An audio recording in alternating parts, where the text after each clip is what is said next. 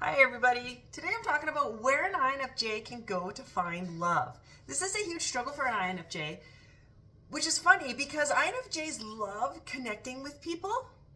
We love having those deep conversations. We love pouring endless warmth into the souls of people and making them feel good, right? Uplifting them, bringing out the best in people. Many INFJs long for that intimate relationship, but struggle with it. Struggle massively. Lots of INFJs are single. So I thought this would be a fun topic to talk about today, have a conversation to talk about. So if this interests you, stick around. If you're new to the channel, welcome. I'm Trainer Bretnell, if we haven't met before. I like showing up and helping introverts, specifically INF. Talk lots about INFJs. I'm an INFJ myself. So I know that it can be a huge struggle throughout life, massively. Everything seems to be for an INFJ, or it can feel like it. And I decided that I didn't want to struggle anymore, so I took some time and I worked on myself and I figured out what was going on, got to know myself. And I know there's not a lot of resources out there for INFJs, so I thought that I would start showing up and share some of my tips and tricks that I've learned over the past, I think, 12 years. It's been now since I've been working on myself. Wow, has it been that long? Yeah, I think it has been. So anyway, welcome. Welcome. Okay, let's talk about this, where an INFJ can find love. I find this funny talking about relationships and stuff because I've never thought of myself as a relationship coach. And I'm not by any means. So just so you know, I'm not a relationship coach. I'm also not a doctor or a therapist. I am a certified Myers-Briggs practitioner. So if you want to know more about your personality, I can help you with that. Just sharing tips and tricks that I've learned along the way. And I like to read about things, research, INFJ in me, right?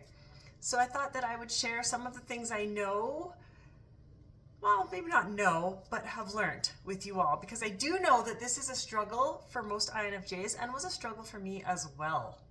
So let's get into this.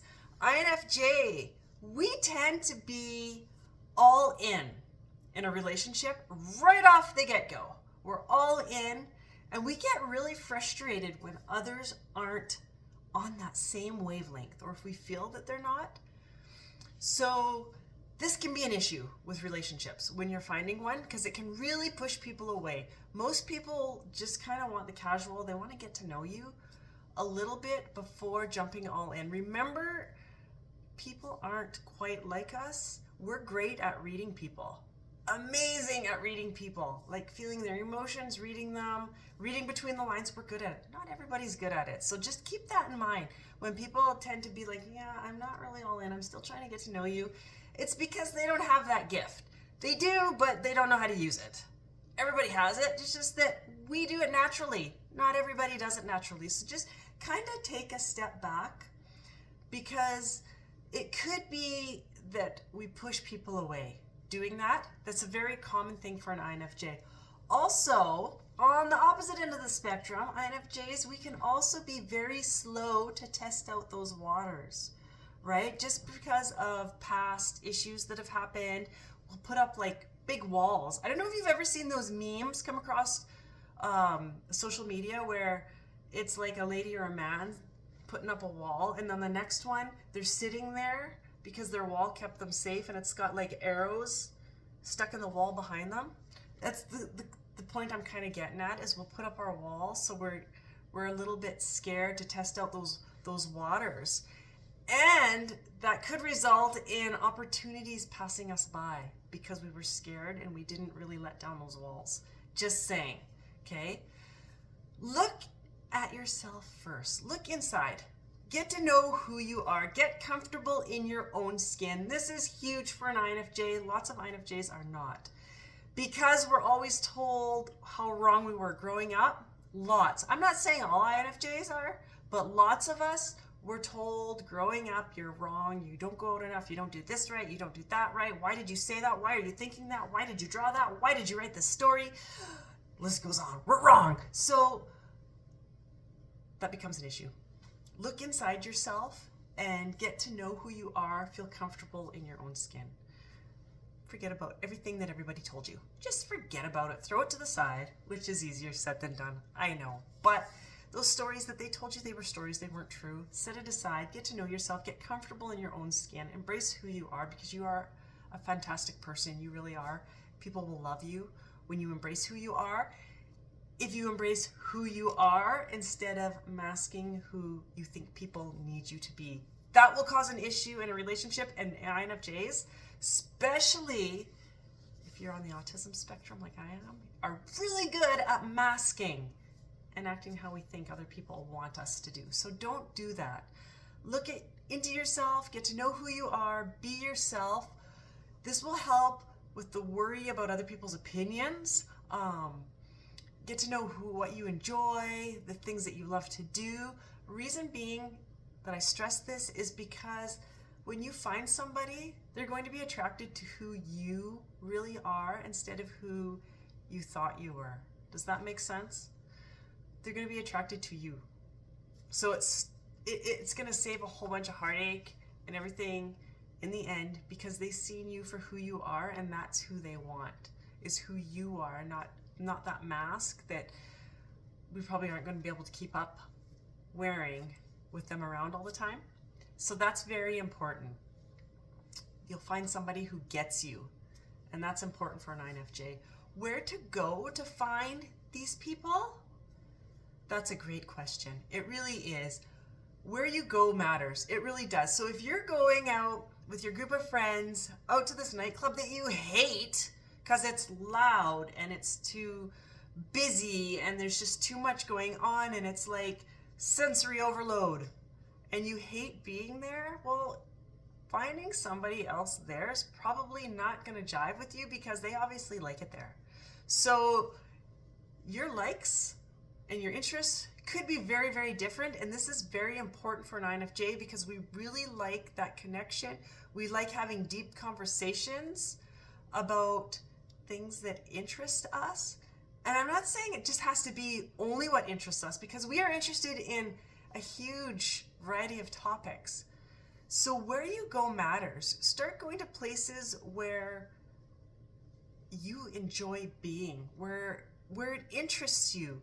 For example, join a group, maybe join a reading club, maybe take a class that you had interest learning something about, like a creative writing class, or I'm just throwing things off the top of my head where I would like to go.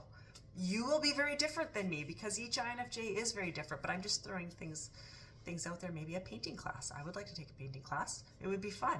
Maybe you'll meet somebody there that has that same interest, so that connection will be established. Just a little side note, a little tip here, going into the personality, the sciencey personality thingamajigger.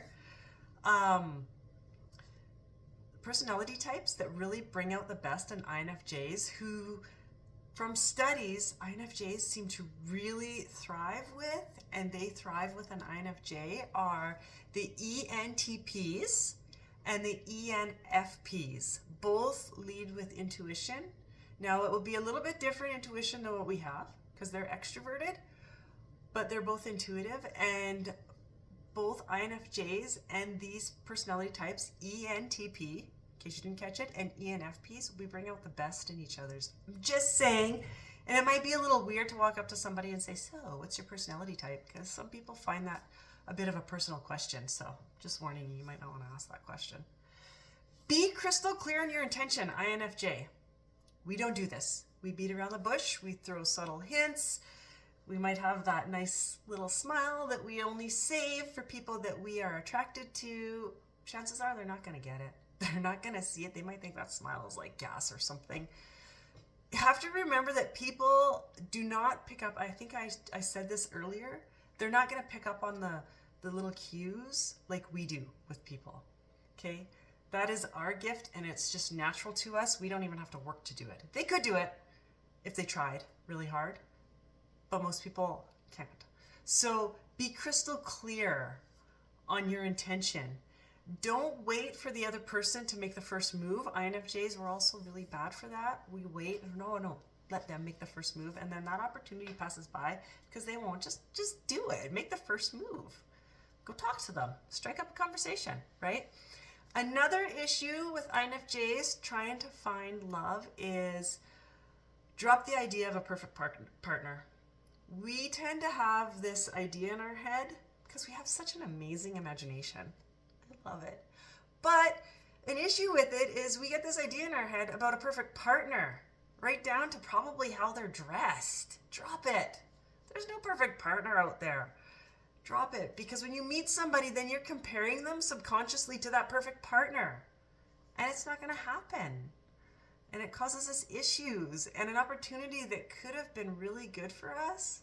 We might have threw it away because it didn't fit with that perfect partner that we had in our head, or that perfect relationship that we had in the direction it wanted to go. And by this time it should be doing this and that. Drop it. Drop it. We're really bad for that. We're really bad for that.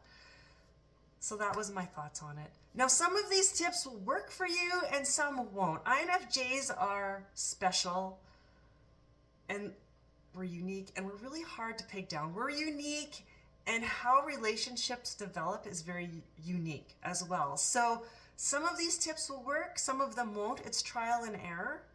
It's just, I thought I would share what I've learned along the way and what was helpful for me. So again, trial and error. Some will work, some won't work for you. Hopefully that was helpful. If you found this helpful or interesting, like my video, please. I would love that. And if it feels right, hit the subscribe button, because you never know what I'm going to talk about next. I don't know what I'm going to talk about next.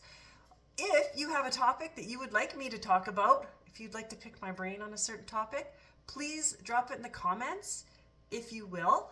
I know I wouldn't if I'm an INFJ, and I definitely wouldn't because we don't like being center of attention. So if you don't feel comfortable, you can find me on Facebook and Instagram. I believe it's even the same profile picture. It's the same name, same handle, same profile picture, I believe. You can message me over there, private message, if you would like. If you have something that you would like me to talk about. That was very long-winded. Anyway, thank you so much for joining. I hope you found this helpful. Have yourself a fantastic day, and good luck with your love finding. You can do this. You got this. Keep that inner dialogue down, remember? Didn't mention this yet. I always mention, because we're really bad for that inner dialogue. So if it's telling you that you're not going to meet anybody anyways, it's actually making you take action from going out and meeting people, whether you know it or not. So keep that inner dialogue down. That was another tip I wanted to share with you, because I got to share it with all of my INFJ videos, because it's quite serious. Anyway, I'm going to let you go. I've rambled on long enough. Have yourself a fantastic day, and thank you so much for joining, and I will see you again another day. Till then, bye.